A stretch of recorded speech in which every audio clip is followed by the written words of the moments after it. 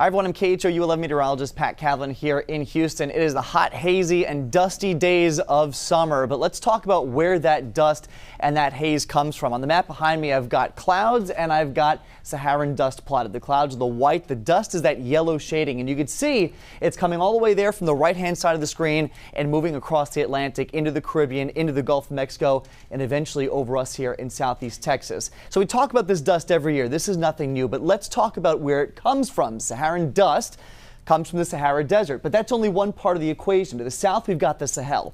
So the desert is an arid climate, right? It's just desert. There's no rain there. The Sahel is semi-arid, which means that it's desert during some parts of the year, but other parts of the year we've got monsoonal rainfall. Well, it's the monsoonal rains that create that dust that moves across the Atlantic and eventually over Texas. What happens is these thunderstorms develop during the monsoonal season, which is from May to September.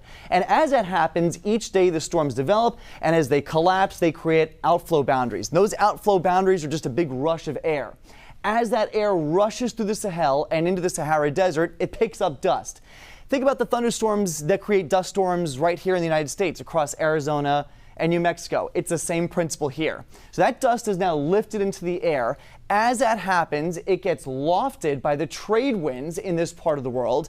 And once that's the case, they are carried thousands of miles. We're talking about 5, 6, 7,000 miles across the Atlantic. High pressure over Bermuda keeps that dust to the south and steers it into the Caribbean and eventually into the Gulf of Mexico, and that is what gives us the hazy skies. And once that's in place, it could really affect air quality. And as long as that's going to be here, we could expect at least trouble for sensitive groups. So if you have respiratory issues, if you've got asthma, if you suffer from bad allergies, a dusty forecast is not a good thing. On the flip side, the benefit of having the dust in the atmosphere is that it chokes off any type of tropical development because it's a layer of dry air in the mid-levels of the atmosphere. So when there's dry air there, you can't get clouds to develop. So that's what we're dealing with, and that's going to be in place at least for the next week here in Houston.